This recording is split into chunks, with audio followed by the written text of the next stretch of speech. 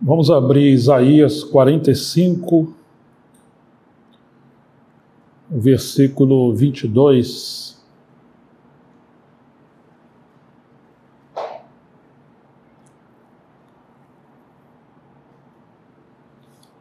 Isaías 45, 22.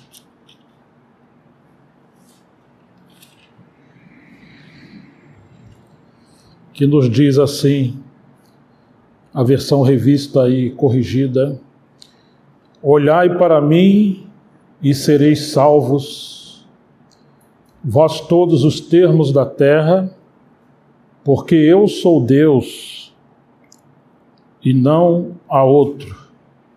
A Nova Almeida Atualizada diz: voltem-se para mim e sejam salvos, vocês todos os confins da terra, porque eu sou Deus e não há outro. Senhor, realmente nós temos pedido ao Senhor que só abra os nossos olhos por meio da Tua Palavra, porque queremos ver mais e mais da pessoa do nosso Senhor. Que os olhos do nosso coração sejam abertos, o espírito de sabedoria e revelação seja sobre nós a cada vez que Tua Palavra for aberta, falada, meditada, nos ajude a contemplar o Senhor nas Escrituras. Pedimos em nome de Jesus, Senhor. Te louvamos pelo ministério do Teu Espírito, que é aquele que abre os nossos olhos e nos dá revelação espiritual da pessoa do Senhor.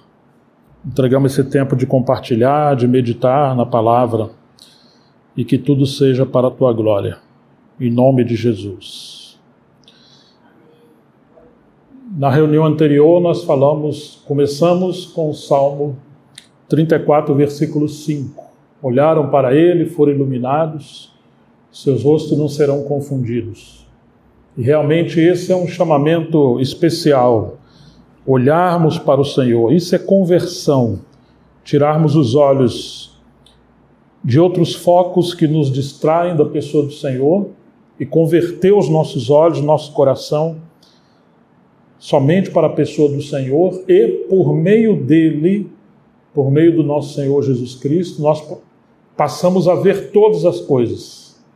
Quando vemos todas as coisas por meio de Cristo, nós temos a interpretação de Deus para nós, mesmo nas coisas mais caóticas, mais difíceis, de maiores conflitos e danos, nós passamos a contemplar as coisas de acordo com Cristo.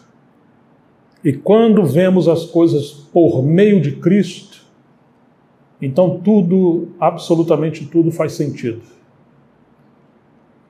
Essa foi a experiência de Saulo, quando ele perseguia a igreja, e ele indo para Samaria, ele indo para Damasco, ele cai por terra porque ele viu uma luz mais resplandecente que o sol de meio-dia, e ele ficou cego por cerca de 3 dias, até que o Senhor enviou Ananias para orar por ele, impôs as mãos sobre ele, falou a palavra que Deus lhe deu para falar. Então seus olhos foram abertos, as escamas dos seus olhos caíram pelo chão, seus olhos foram abertos. A partir daquele período, daquela experiência que seus olhos foram abertos, então Paulo passou a ver todas as coisas de acordo com Cristo. Que coisa maravilhosa que praticamente tudo mudou, absolutamente na vida de Paulo. Ele perseguia um Jesus que ele considerava um impostor e um defunto. E agora ele escuta aquela voz do céu que diz: eu sou Jesus a quem tu persegues. E o Senhor lhe diz, e ele pergunta então: quem és tu, Senhor? Eu sou Jesus. Ou seja, ele é o Senhor soberano, que Paulo, no Antigo Testamento, conhecia todas as profecias, tipologias, os sinais, as parábolas, mas não conhecia que Cristo era o significado, o corpo de tudo aquilo que era sombra. Ele conhecia Deus como o único Deus, mas não conhecer a Deus que subsistia em 3 pessoas e que Jesus Cristo era a revelação de Deus, a expressão exata do seu ser, o Filho de Deus, o Verbo eterno, a segunda pessoa da Trindade. Então os olhos de Paulo foram abertos e muitas coisas que Paulo começa a falar, a escrever nas suas epístolas, são resultado dessa experiência no caminho de Damasco. Aos Coríntios ele diz: aquele que das trevas disse, haja luz, também resplandeceu a luz do Evangelho nos nossos corações mediante a face de Cristo.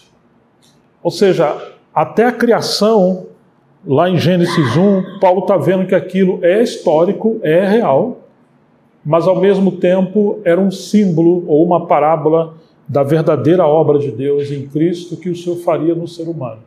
Deus disse, haja luz no meio das trevas e houve luz, mas agora ele resplandeceu a luz da glória de Deus na face de Cristo por meio do Evangelho, e por isso os homens são salvos. Ele vê Jesus como o sol da justiça, mas agora ele entender que Jesus é o verdadeiro sol, ele é a luz do mundo. Ele vai falar de várias coisas do Antigo Testamento que eram históricas, mas ao mesmo tempo eram símbolos, tanto que o autor da carta aos Hebreus vai dizer que o Espírito estava dando a entender todos aqueles aspectos do tabernáculo, que o caminho até o Santo do Santo ainda estava obstruído até que o véu fosse rasgado, o templo fosse rompido, e Jesus penetrasse os céus à direita do Pai. Agora o novo e vivo caminho se abriu também a nós. E Paulo vai falar em 2 Coríntios 3 que até hoje, aqueles que estão lendo as Escrituras do Antigo Testamento, de acordo com a antiga ordem, ou seja, da lei de Moisés, estão como um véu posto sobre os seus olhos. Mas quando eles se converterem a Cristo, ou passarem a ver as coisas de acordo com Cristo, então o véu é tirado e eles compreendem todas as coisas. Então tem 2 maneiras de lermos as Escrituras. Vamos olhar esse texto tão precioso, porque acabamos de ler Isaías 45, 22, olhai para mim e sereis salvos. A partir do momento que olhamos para o Senhor, somos salvos de todas as nossas trevas. 2 Coríntios capítulo 3, e isso é uma promessa maravilhosa do Senhor. Ele vem falando do ministério do Novo Testamento, pelo ministério do Espírito Santo, em conflito com a lei. Mas nós podemos ler versículo 13, 2 Coríntios capítulo 3, versículo 13. E não somos como Moisés, que punha um véu sobre o rosto, para que os filhos de Israel não pudessem fixar os olhos no fim daquilo que estava desaparecendo. Então havia uma separação, o véu fala de separação. Mas quando a mente deles se endureceu, pois até o dia de hoje o mesmo véu permanece sobre a leitura da antiga aliança e não foi tirado, pois só em Cristo esse véu é removido. Mas até hoje, quando Moisés é lido, o véu está posto sobre o coração deles. Quando, porém, alguém se converte ao Senhor, o véu é tirado. Ou seja, olhai para mim e sereis salvos. Voltem-se para mim e sereis salvos, conforme lemos em Isaías. Ora, este Senhor, que está presidindo o contexto do Novo Testamento, toda a obra de Deus, é o Espírito. E onde está o Espírito do Senhor, ali há liberdade. Ou seja, a lei de Deus no Antigo Testamento foi escrita em tábuas de pedra. Mas no Novo Testamento é escrita pelo Espírito do Deus vivo em corações de carne. E Deus prometeu nos dar um novo espírito. Então agora é o Espírito Santo que vivifica o homem que crê, que olha para o Senhor, seus olhos são abertos e agora ele passa a compreender as Escrituras pelo ministério do Espírito Santo. Mas enquanto lê as Escrituras do Antigo Testamento, conforme Moisés ou o Antigo Testamento, um véu está posto sobre o coração. Quando crê que Cristo é o sentido de todas as coisas do Antigo Testamento, ele é o cumprimento da lei e dos profetas, e que o fim da lei é Cristo, então esse véu é tirado e agora eles passam a ver todas as coisas de acordo com Cristo. E é o Espírito Santo que nos preside em todas essas coisas. O ministério do Espírito Santo é glorificar Jesus, nos levar a ver Cristo em todas as coisas. Versículo 18. E todos nós com o rosto descoberto, todos nós que olhamos para o Senhor, cremos no Senhor, nascemos pelo Espírito de Deus, então o véu da antiga religião judaica, o Antigo Testamento, cai. Então contemplamos a glória do Senhor. A vida do cristão no Novo Testamento é uma vida de contemplação. Contemplar Deus, contemplar todas as coisas de Deus quando olhamos a face do Senhor. Somos transformados de glória em glória, na sua própria imagem, como pelo Senhor que é o Espírito. Então que chamamento maravilhoso, e até hoje o Senhor nos chama assim: olhai para mim, vocês vão ser salvos. O Senhor nos chama a ver a Ele mesmo, olhar as coisas de acordo com Cristo. Os irmãos sabem, eu acho que a maioria de nós estão sabendo, que Estados Unidos lançou bombas no Irã, na verdade junto com Israel. Aí está Donald Trump e o primeiro-ministro de Israel, então está havendo um conflito. Alguns entendem que a Terceira Guerra Mundial já começou, justamente de ontem para hoje. O mundo está em caos. Pavor, medo, pânico. E aí tem duas maneiras de olharmos para isso. Que está havendo um conflito terrível, uma guerra terrível. Irã, que é o país, na verdade não é o Irã, mas é o grupo terrorista que está subsidiando, está patrocinando os grupos terroristas contra Israel e o Ocidente. É o Irã. Ele dominou ali o país do Irã em 1979, esse grupo terrorista. Segundo a história mais recente, um grupo grande que clamava por liberdade, foram esmagados cerca de 40 mil pessoas que o Ayatollah mandou matar. Então é um grupo terrorista terrível. Se nós olharmos as coisas de acordo com esse mundo, você vai entrar em pânico, você nem dorme. Alguém que está pensando em ter um neném, não, melhor não ter não, porque a Terceira Guerra Mundial chegou. Alguém que está querendo construir, a filha que vai fazer uma faculdade, a tendência é pânico, medo. Agora, se olharmos o que Jesus falou, guerra e rumores de guerra, de acordo com a palavra profética, ele diz que é para a gente levantar as cabeças, os olhos. Está chegando o nosso grande dia. O dia do retorno do Senhor. Nós vamos passar a ver as coisas de acordo com Cristo. E não há o que temer. Nós cremos na volta do nosso Senhor. Nós celebramos isso a cada vez que partimos o pão, quando Ele diz, façam isso em memória de mim até que eu venha. Então nós aguardamos essa esperança dos santos, a volta do nosso Senhor. Então, como estamos vendo as coisas? Olharam para ele, foram iluminados, seus rostos não serão confundidos.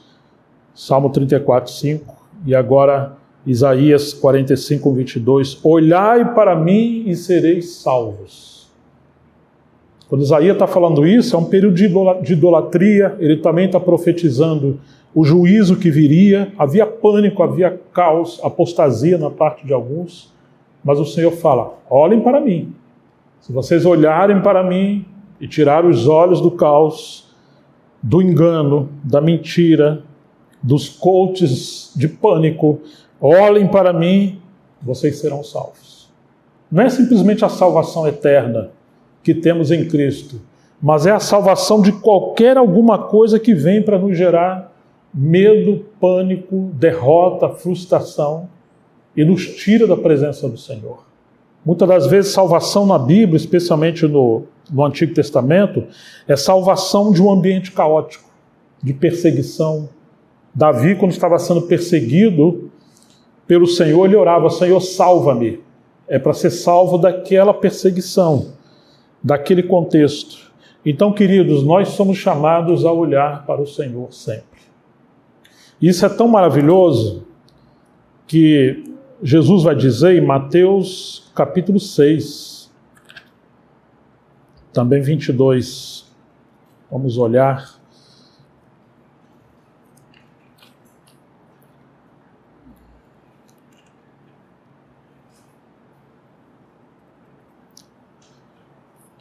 Sermão da Montanha.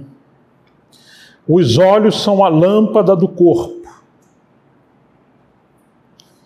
Se os seus olhos forem bons, todo o seu corpo será cheio de luz. Se, porém, os seus olhos forem maus, todo o seu corpo estará em trevas. Portanto, se a luz que existe em você são trevas, que grandes trevas serão. Tome cuidado com a maneira que você vê as coisas. Tome cuidado com a luz que há em ti. João vai dizer que Deus é luz, não há nele trevas nenhuma. Se dissermos que temos comunhão com ele e andarmos nas trevas, mentimos e não há verdade em nós.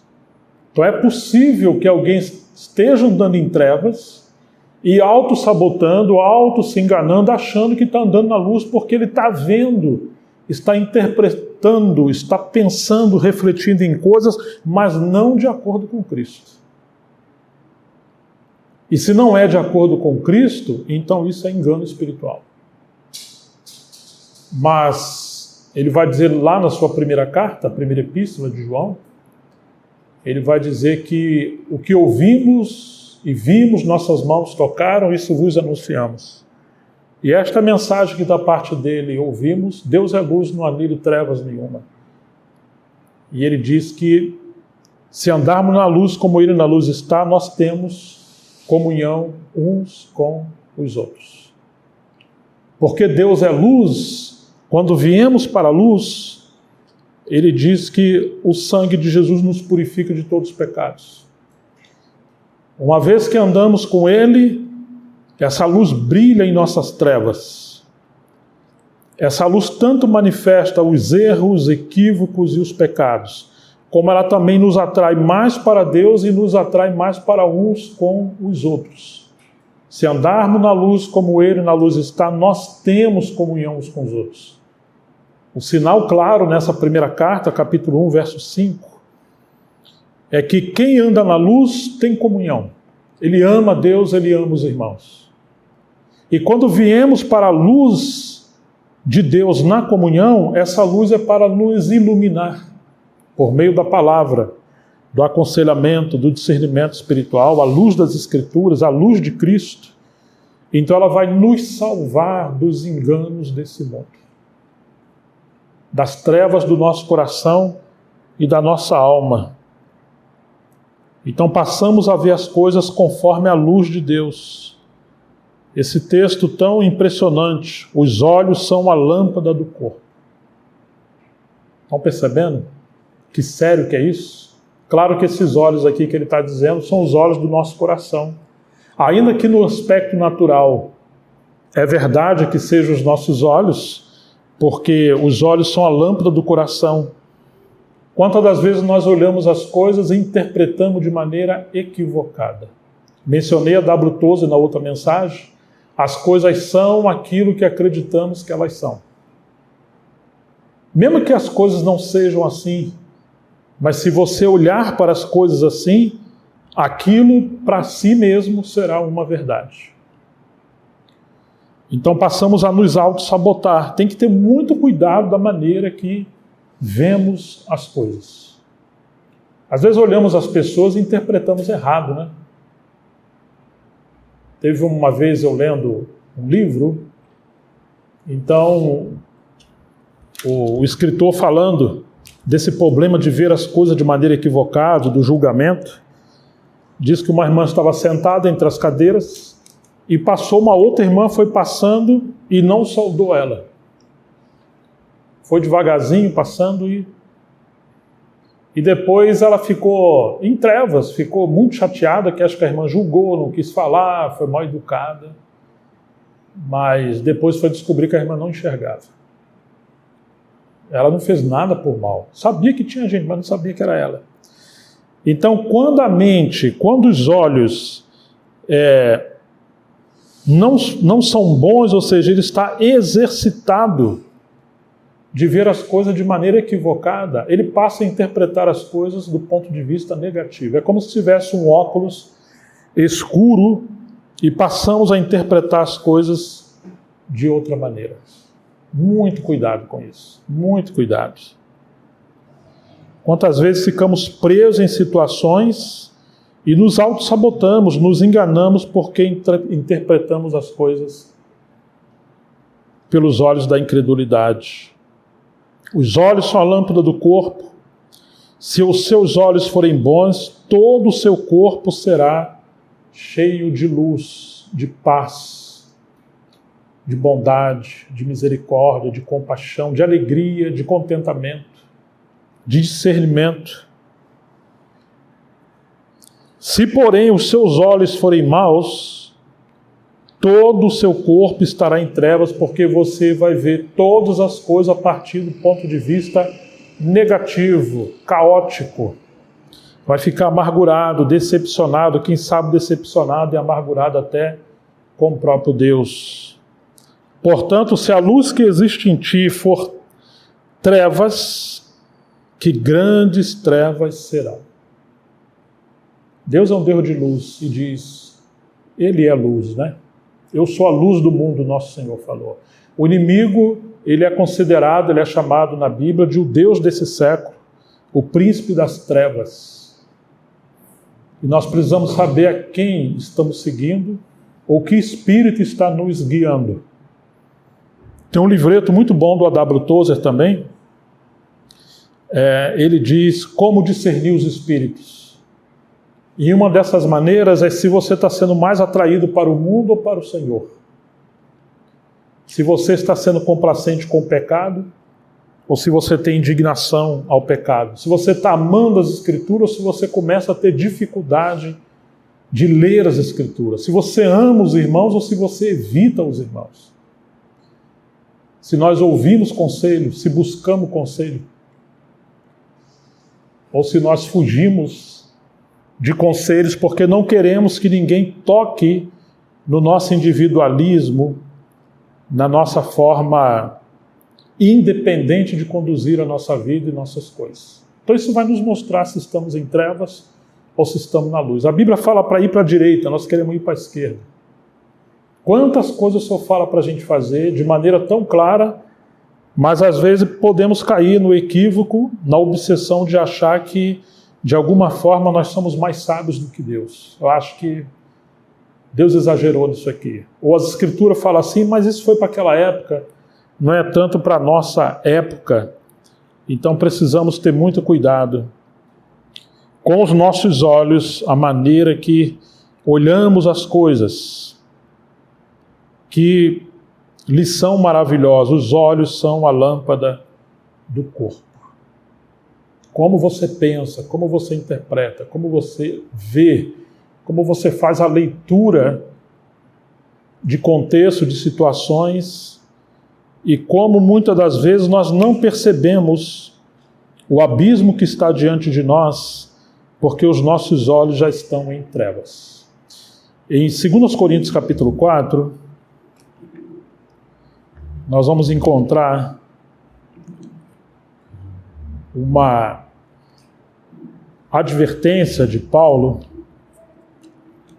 muito interessante, que a igreja em Corinto, ela caiu em vários equívocos, contradições, pecados, divisões, E Paulo vai falar muito de trevas e luz. 2 Coríntios capítulo 4.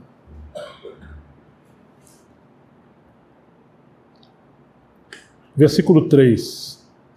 Mas se o nosso evangelho ainda está encoberto, é para os que se perdem que ele está encoberto, nos quais o Deus desse mundo, ou desse século, cegou o entendimento dos descrentes, para que não lhes resplandeça a luz do evangelho da glória de Cristo, o qual é a imagem de Deus. Está vendo claramente aqui o Deus desse século? Se o nosso evangelho ainda está encoberto, ou seja, existe um véu e as pessoas não estão crendo, estão distantes, então é para os que se perdem que ele está encoberto, nos quais o Deus desse século cegou o entendimento dos descrentes, para que não lhes resplandeça a luz do evangelho da glória de Cristo, o qual é a imagem de Deus. Percebe aqui o Deus desse século? Percebe aqui o príncipe das trevas? Ele tem um trabalho especial. Que trabalho especial é esse? Gerar cegueira espiritual. Nos manter e manter especialmente os incrédulos em trevas. Mas é claro que se o cristão não cuidar, ele também vai andar em trevas, porque lá em Efésios 5, Paulo vai dizer: pelo que desperta tu que dormes, levanta-te dentre os mortos e Cristo te esclarecerá. O que isso significa? Ele está falando para cristãos. Cristãos que passaram a andar em trevas e eles foram morrendo espiritualmente, porque deixaram de olhar para Cristo, de seguir a vontade de Deus na Escritura, de acordo com Cristo, estão seguindo seus próprios caminhos. E quando isso acontece, vai morrendo espiritualmente. Que perigo que é isso, né? Vamos ver esse versículo, já que eu citei de memória, né? Especialmente quem estiver anotando. Efésios capítulo 5.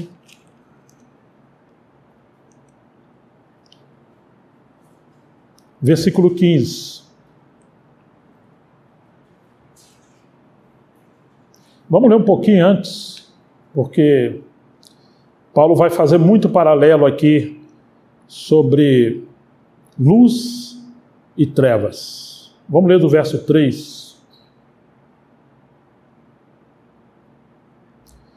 Que a imoralidade sexual e toda a impureza ou avareza não sejam nem sequer mencionadas entre vocês, como convém a santos.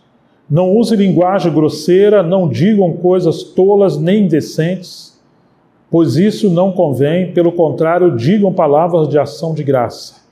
Fiquem sabendo disto: nenhuma pessoa imoral, impura ou avarenta, porque a avareza e a idolatria tem herança no reino de Cristo e de Deus.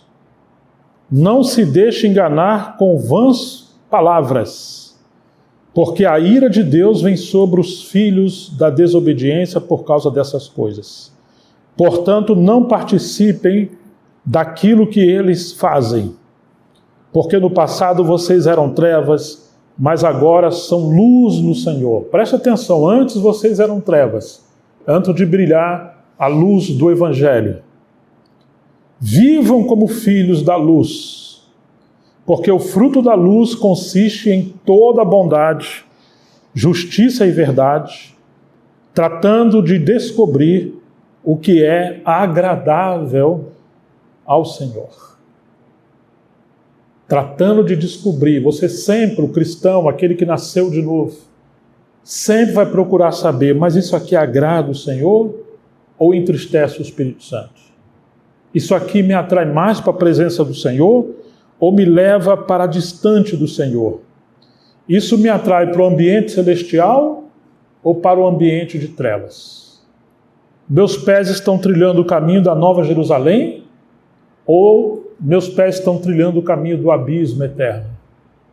Precisamos considerar essas coisas. Tratando de descobrir o que é agradável ao Senhor. não sejam cúmplices nas obras infrutíferas das trevas. Pelo contrário, tratem de reprová-las, condená-las. Pois aquilo que eles fazem em segredo é vergonhoso até mencionar.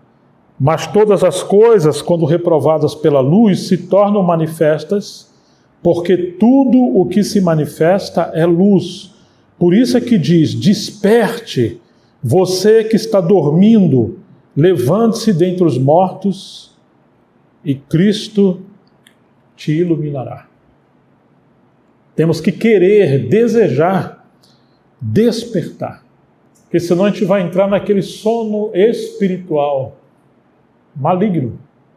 E a gente não percebe que fomos seduzidos pela serpente, hipnotizados, nossos pés estão se desviando do Senhor. Temos que desejar e orar sempre: Senhor, não me permite andar em trevas, em engano, em obsessão. Enganoso é o coração do homem mais do que todas as coisas, quem o conhecerá? Então, o caminho do Senhor é um caminho de luz, e nunca que o Senhor vai nos guiar ou nos permitir trilhar caminhos que entrem em contradição com as Escrituras Sagradas. Nunca. Por isso que a vida do cristão é uma vida pautada pelas Escrituras. E isso é também andar na luz. Andar na luz, podemos considerar andar no Espírito, andar na verdade, andar nas Escrituras, andar na comunhão, andar sob o pastoreio, andar no discipulado, andar no serviço cristão. A luz está sempre nos aproximando para aquilo que glorifica a Deus. Deveríamos fazer essa pergunta, como Paulo disse aos Coríntios: quer comais, quer bebais ou façais qualquer uma outra coisa, façam tudo para a glória de Deus. O que estamos fazendo, ou o que vamos fazer, o que estamos planejando ou pensando fazer, isso glorifica a Deus? Terei paz com Deus a fazer essas coisas? Se não, isso é um caminho de trevas. Então segue Paulo, vamos ler novamente esse versículo 14. Por isso é que se diz: desperte, você que está dormindo. É possível que alguns estejam dormindo. Levante-se dentre os mortos, e Cristo o iluminará. Portanto, tenham cuidado com a maneira como vocês vivem, e vivam não como tolos, mas como sábios, aproveitando bem o tempo, remindo o tempo, porque os dias são maus. Por esta razão, não sejam insensatos, mas procurem compreender qual é a vontade do Senhor. Então, que apelo que Paulo está fazendo aos santos para andarmos na luz, viver uma vida que agrada a Deus. Vamos voltar em 2 Coríntios, capítulo 11.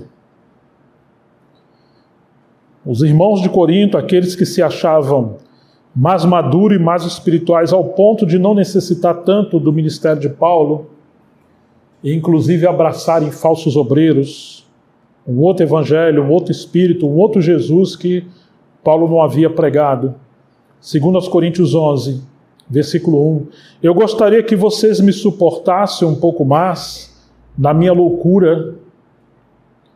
Tenho zelo por vocês com um zelo que vem de Deus, pois eu preparei vocês para apresentá-los como virgem para um só esposo, que é Cristo. Temo que, assim como a serpente, com a sua astúcia, enganou Eva, assim também a mente de vocês seja corrompida e se afaste da simplicidade e pureza devidas a Cristo. A serpente é tão sagaz, a serpente é tão sutil.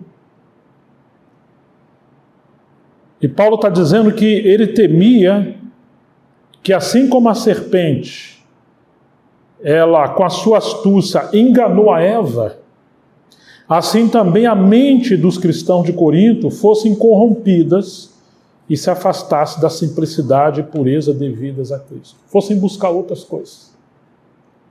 nós não podemos ignorar as artimanhas do inimigo. Nunca devemos pensar que somos melhores, mais sábios, mais sagazes do que o inimigo. Não, ele é muito maior do que nós, embora muito inferior a nós em Cristo, porque ele foi vencido. Mas nós mesmos, sem a graça, sem a palavra, sem o poder do Espírito Santo, sem a intervenção, nós iremos sucumbir. E aqui os irmãos estavam se desviando, porque entrou o orgulho, entrou a vaidade, deixaram de vigiar, e quando eles menos esperaram, eles se apartaram da simplicidade devidas a Cristo. Que sutil que é isso, né? O inimigo quer tirar Cristo como no centro das nossas vidas e nos levar a girar em torno do nosso próprio coração, do nosso próprio eu. Todo aquele que tiver com a sua vida centrada em si mesmo já está debaixo do engano espiritual. Se fizermos as coisas de acordo com o que pensamos, sentimos, desejamos, meu Deus do céu, estamos perdidos, porque enganoso é o coração do homem mais do que todas as coisas. Não é em vão que o Senhor falou, se alguém quiser vir após mim, a primeira coisa que ele tem que fazer, o que é? Negue-se a si mesmo. Tome sobre si a sua cruz, ou seja, não faça a sua vontade, faça a vontade de Deus, ainda em detrimento de si. E siga-me, para seguir o Senhor, não a si mesmo. Mas o inimigo é sutil e fala, não, você merece, você precisa, Deus entende, todo mundo entende, afinal de contas, nós temos liberdade, mas não temos liberdade para uma vida promíscua, uma vida de pecado, de libertinagem que vai entristecer o Espírito Santo ao ponto de apagar o Espírito Santo quando não há conversão, arrependimento daquele caminho que estivermos seguindo. Isso seria um falso evangelho e um engano. Os coríntios estavam entrando para esse caminho. Há uma outra passagem falando também sobre trevas, engano. Na verdade, são muitas passagens. Mas vamos ler Gálatas capítulo 3, que estavam se desviando também do evangelho e trilhando um caminho de um falso evangelho. Gálatas 3:1. Ó Gálatas insensatos, quem foi que os enfeitiçou? Esse é o pensamento no grego. Não foi diante dos olhos de vocês que Jesus Cristo foi exposto como crucificado? Eu quero saber isso, apenas saber isso. Vocês receberam o Espírito pelas obras da lei ou pela pregação da fé? Será que vocês são tão insensatos que, tendo começado no Espírito, agora querem se aperfeiçoar pela carne? Ou será que vocês sofreram tantas coisas em vão? Será que, na verdade, se é que na verdade forem em vão? Aquele que lhes concede o Espírito e que opera milagre entre vocês, será que ele o faz pelas obras da lei ou pela pregação da fé? Ou seja, eles começaram pela fé, começaram pelo Espírito, tiraram os olhos de Cristo, de quem Cristo foi revelado pela pregação do Evangelho por meio de Paulo. Eles passaram a ouvir um outro ensinamento, abandonaram a graça e agora estavam num ativismo humano, num ativismo religioso e deixaram realmente o Evangelho da graça. Tanto que o capítulo 1 dessa carta,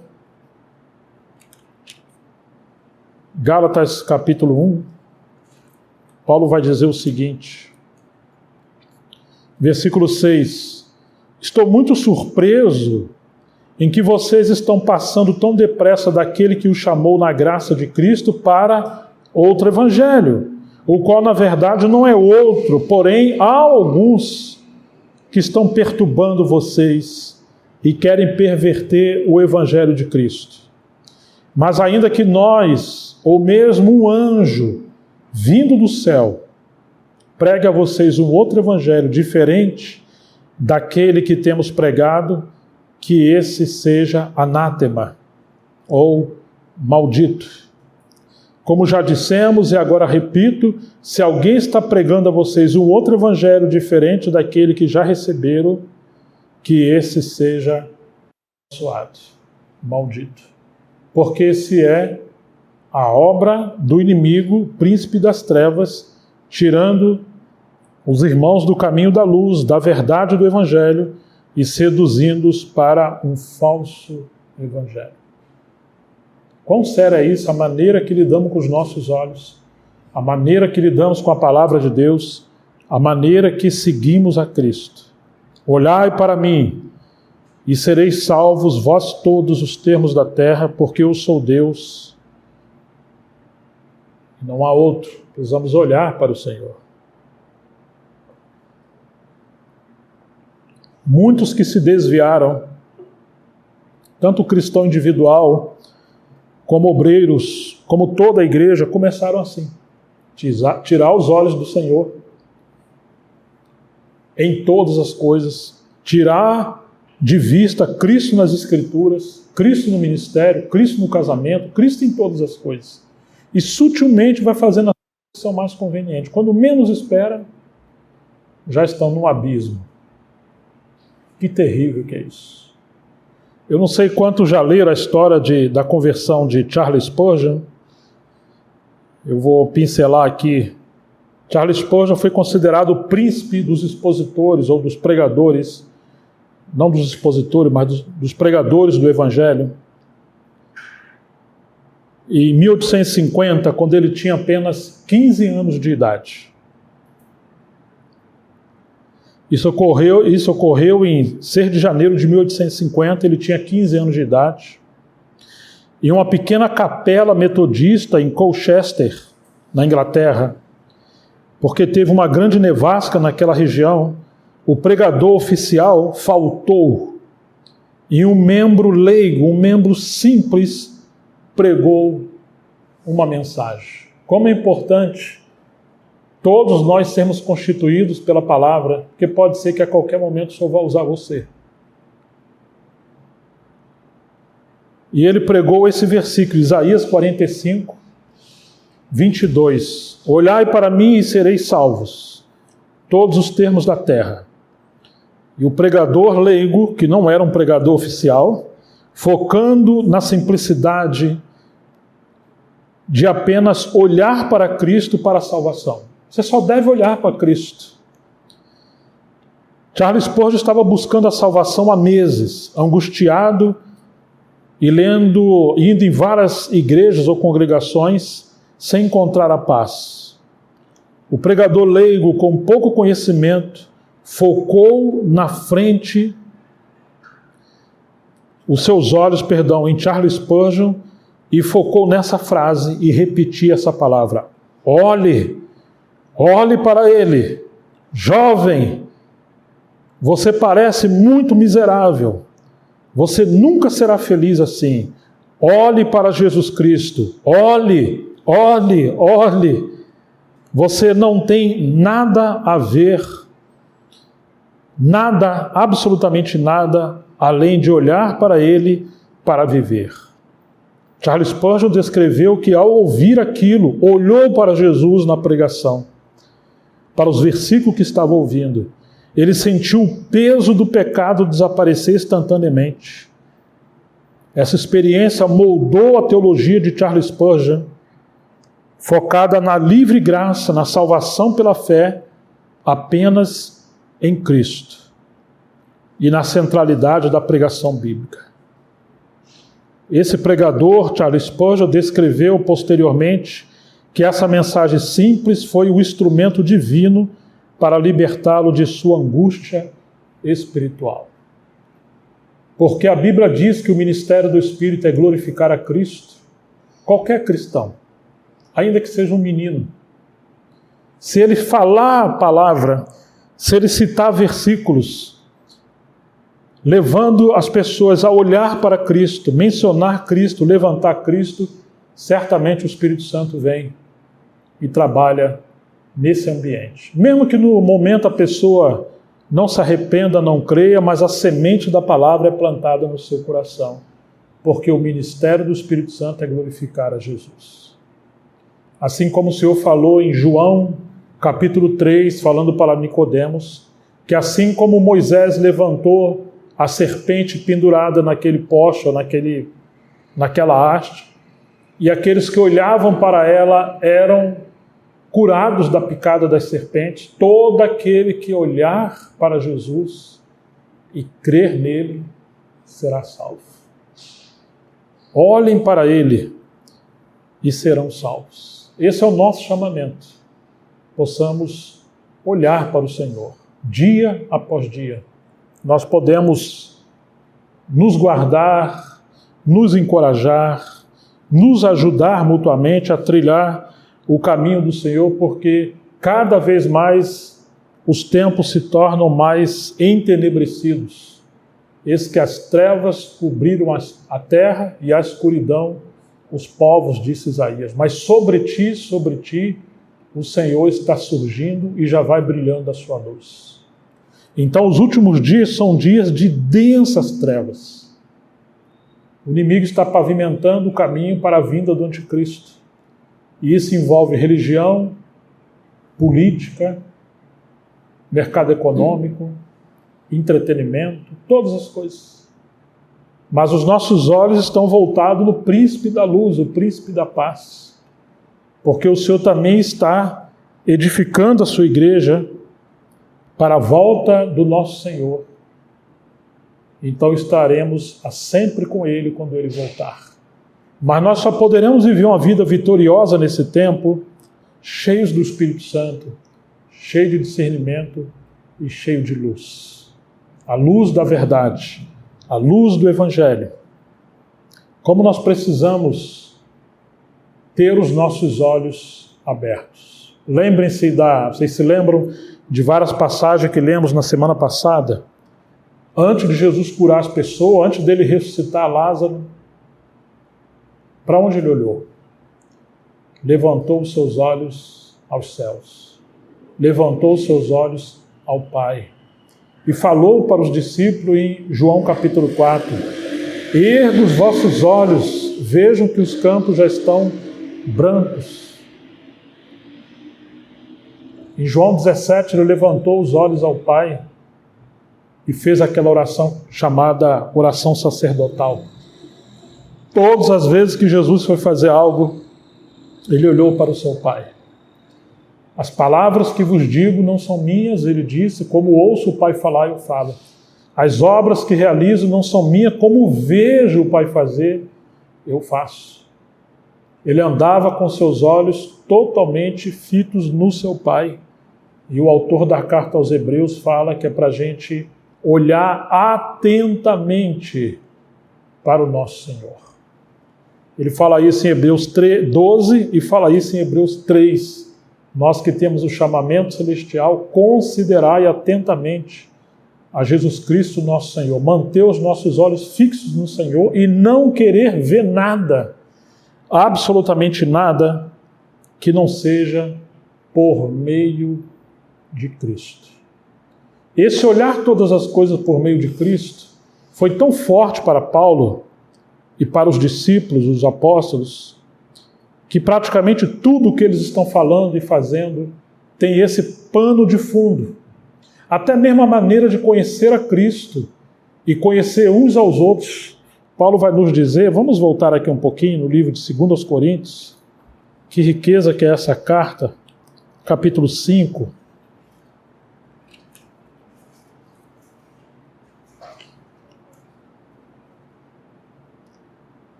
Versículo 14, 2 Coríntios 5,14. Pois o amor de Cristo nos constrange, nos domina, ou nos impulsiona, é o motor que nos leva a seguir adiante, é o amor de Cristo. Porque reconhecemos isto, um morreu por todos, logo todos morreram. E ele morreu por todos, para que os que vivem não vivam mais para si mesmo, para agradar a si mesmo, mas para aquele que por eles morreu e ressuscitou. Assim que nós, daqui por diante, presta atenção nisso aqui, a ninguém mais conhecemos segundo a carne, e se antes conhecemos Cristo segundo a carne, já agora não o conhecemos deste modo. E assim, se alguém está em Cristo, é nova criatura, as coisas velhas se passaram, e eis que tudo se fez novo. Ele está dizendo que daqui para frente, não conhecemos ninguém segundo a nossa humanidade, os nossos olhos carnais, nossos ouvidos, nossos sentimentos, julgar as pessoas assim, não.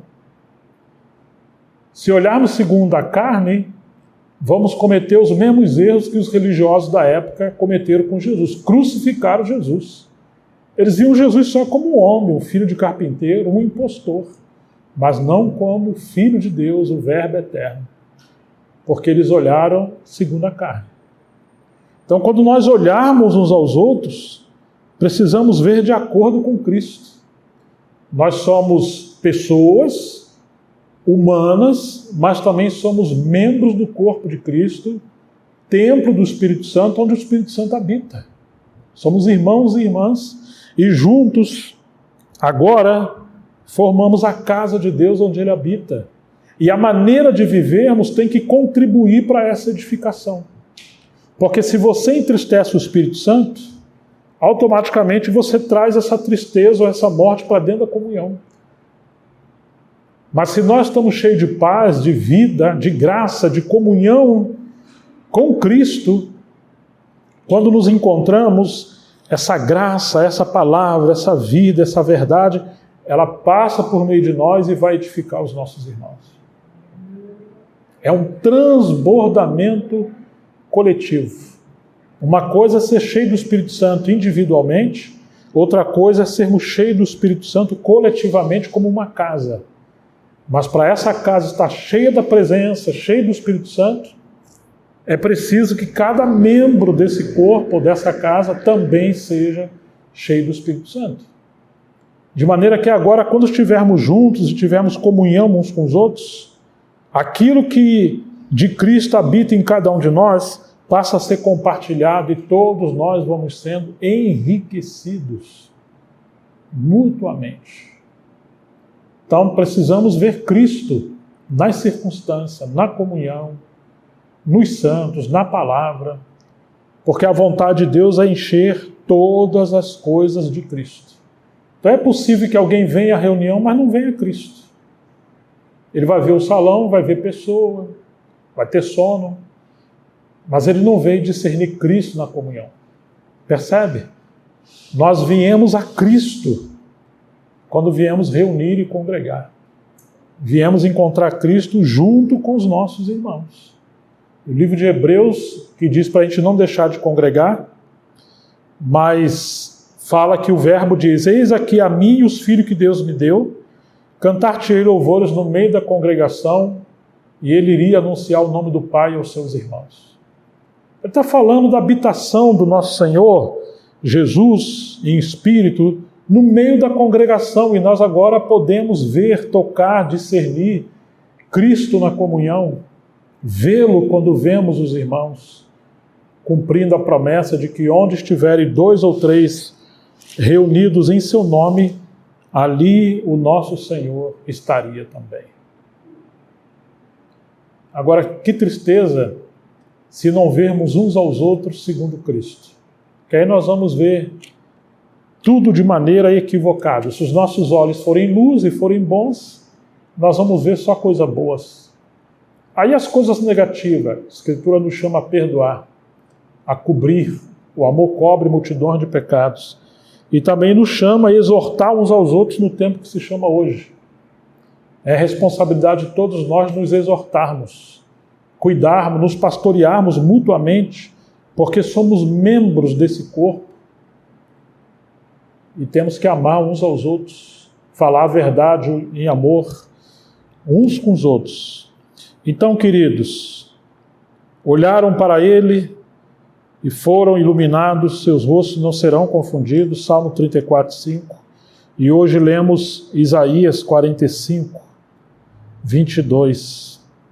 Esse texto tão maravilhoso. Olhai para mim e sereis salvos. Possamos continuar olhando Cristo. O irmão Stephen Kahn tem uma série maravilhosa de pequenos livros, cujo título é Vendo Cristo no Novo Testamento. Ele mostra Cristo em cada livro do Novo Testamento. Mateus, Marcos, Lucas, João, Atos, 1 Coríntios, 2 Coríntios, Gálatas e assim até o Apocalipse. Mostrando que o essencial, a centralidade das Escrituras é a pessoa do nosso Senhor. Já o irmão Austin Sparks tem uma mensagem e uma série de pequenas mensagens chamada Homens cujos olhos viram o Rei. A diferença que é quando pessoas estão olhando para Cristo, estão sendo transformados e agora a sua vida, a sua influência, a sua mensagem passa a transformar a outros que passam também a ver o Senhor. Então, amados, que possamos ver o Senhor. Eu vou terminar essa nossa compartilhar no livro de Marcos, capítulo 8.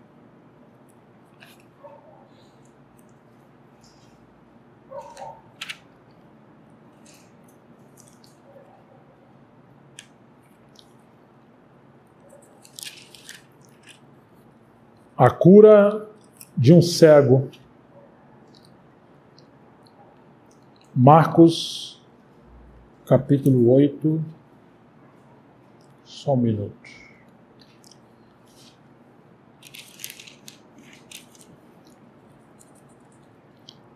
Versículo 22.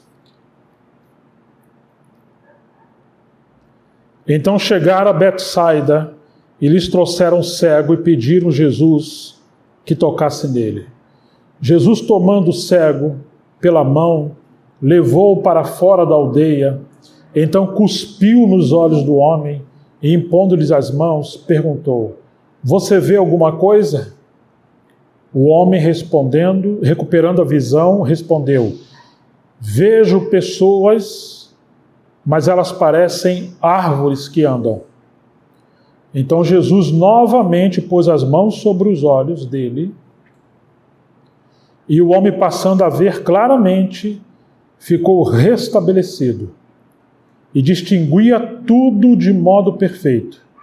E Jesus o mandou para casa, recomendando-lhe: não entre na aldeia.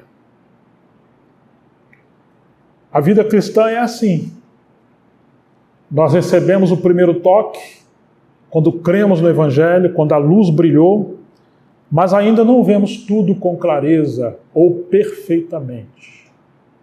Então nós precisamos avançar, porque às vezes estamos vendo homens como árvores, vendo as coisas embaçadas, ou seja, não temos uma interpretação clara das coisas. E então Jesus o tocou pela segunda vez. Seus olhos foram plenamente curados. E agora ele passou a ver as coisas perfeitamente. E Jesus lhe deu um conselho: Jesus o mandou para casa, recomendando-lhe: não entre na aldeia, ou seja, não volte para a aldeia. A aldeia aqui representa a vida antiga, a vida pregressa, a vida religiosa, a vida sem dependência de Deus, sem luz. Não volte mais para isso. Cuidado para as trevas não cegar você novamente, para você não trilhar caminhos equivocados. Nós temos que andar para frente, de fé em fé, de luz. A vereda do justo é como a luz da aurora, que vai brilhando e brilhando até ser dia perfeito. Lembre-se daquele livro clássico de John Bunyan, O Peregrino. Quanta sedução ele teve para sair do caminho, para voltar para o pecado, para voltar para a aldeia. E o trabalho do Senhor foi encorajá-lo, capacitá-lo, enchê-lo de graça, e ele, com determinação, seguir o Senhor e deixar aquele fardo pesado para trás. Então, queridos, precisamos desse segundo toque do Senhor, dessa iluminação espiritual. Na verdade, a nossa visão precisa ser renovada constantemente pela palavra do Senhor. E isso é renovado, a nossa experiência, à medida que nós vamos vendo Cristo em todas as coisas. Absolutamente vendo Cristo em todas as coisas. Então, que o Senhor nos ajude, no meio de toda e qualquer situação. Nosso chamado é para olhar para Ele. Manter os nossos olhos sempre voltados atentamente para o Senhor e não tirar os nossos olhos daí. Até inclusive a família e casamento. Marido, amai as vossas mulheres como? Como Cristo amou a igreja. Então você olha para Cristo. Muitos de nós não tivemos bons exemplos dos nossos pais. Então nós não sabemos ser bons maridos, boas mães, boas esposas, bons filhos. Na verdade, Pedro diz que recebemos uma herança, uma vã maneira de viver que nossos pais nos deixaram como legado. Como é que nós vamos aprender a ser bons maridos, boas esposas, bons pais, boas mães e bons filhos? Olhando para Ele. Os maridos amar a esposa como Cristo ama a igreja, e a mulher se sujeitar, respeitar o seu marido. Mas Paulo diz, no Senhor.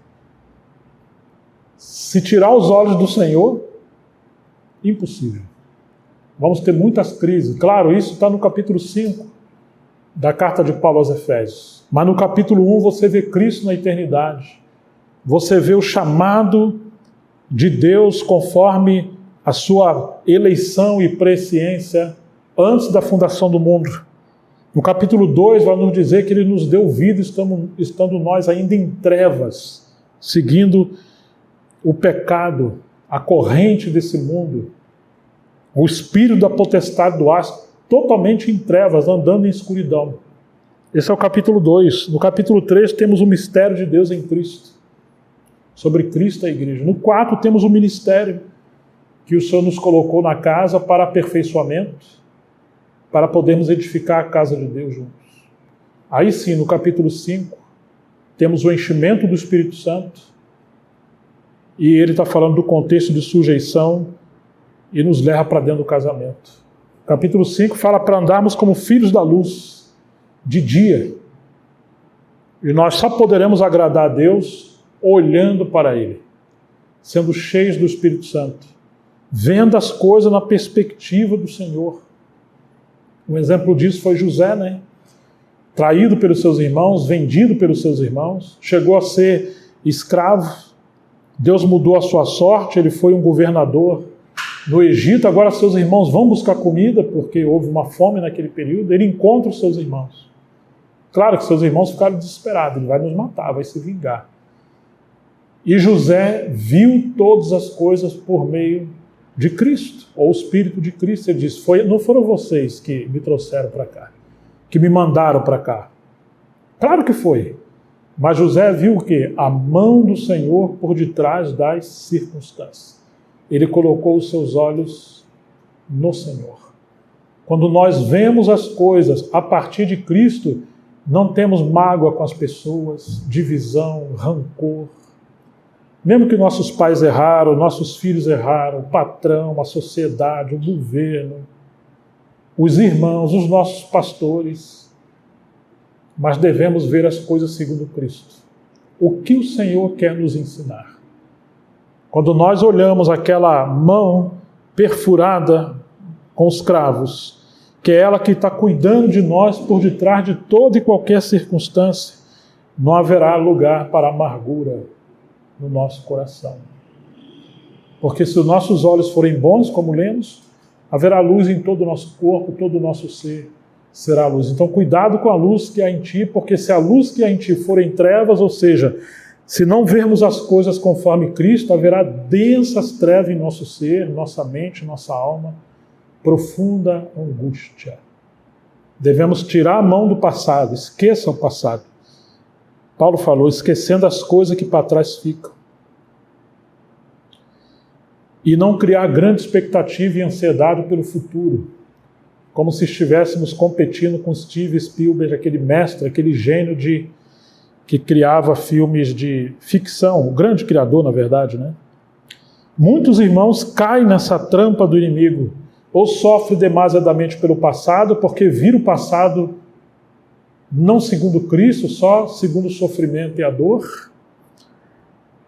Não acreditam claramente na soberania de Deus, que mesmo antes de sermos cristãos, Ele já estava ali escrevendo a nossa história, cuidando por sua providência divina, mesmo quando estávamos no ventre de nossa mãe. Desde pequenininho o Senhor estava cuidando de nós.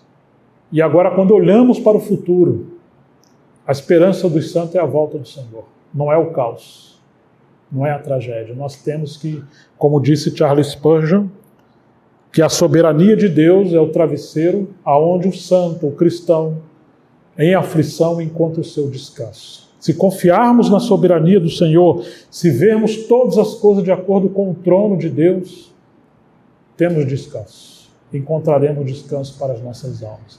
Agora, se você e eu vermos as coisas segundo a expectativa, conjectura humana, segundo essa terra, segundo essa sociedade, segundo a corrente desse mundo, a ideologia desse mundo, nós vamos ficar em trevas. Por isso Paulo falou em Romanos 12, não vos conformeis com esse mundo, ou seja, não tome a forma desse mundo. E como tomamos a forma desse mundo? Deixando de olhar as coisas segundo Cristo, passando a olhar as coisas conforme a expectativa desse mundo, do caos desse mundo, das coisas terrenas em trevas. Então nós vamos nos moldando conforme aquilo que vemos. Nós somos o que vemos, o que interpretamos segundo a nossa visão carnal, ou segundo Cristo, e vamos sendo transformados segundo a imagem do seu Filho. Que Deus nos ajude a olharmos todas as coisas a partir de Cristo. E aí não teremos confusão, mesmo quando tudo parece estar perdido. Acima das nuvens escuras, temos o sol da justiça reinando. E a hora que as estrelas mais brilham, é exatamente naquele horário onde o céu está mais em trevas ou mais escuro. Ali resplandece mais as estrelas. Assim são os santos. Paulo vai dizer aos filipenses que somos as estrelas reluzentes, ou a luz que irradia a glória de Deus no mundo caótico de trevas. Não temos que ter medo do dia de grande escuridão e de tragédias e caos, porque essa é a hora de resplandecer a luz que é Cristo por meio da vida dos santos. Ele diz que Ele é a luz do mundo, mas também diz que nós somos a luz, sal da terra e luz do mundo. Que o Espírito Santo continue falando aos nossos corações. Se pudermos resumir numa frase, o que aprendemos hoje? Aprendemos que temos que olhar para Ele. Aprendemos que temos que ver todas as coisas a partir de Cristo. E quando vemos todas as coisas a partir de Cristo, temos a interpretação de Deus e vemos que Ele está no trono. Nada fugiu do seu controle. Essa é a maneira de viver uma vida vitoriosa e sermos também usados pelo Senhor para abençoar as outras pessoas, especialmente aqueles que estão vivendo em grandes trevas nesse mundo, muitas das vezes sem esperança. Deus nos ajude. Vamos orar ao Senhor.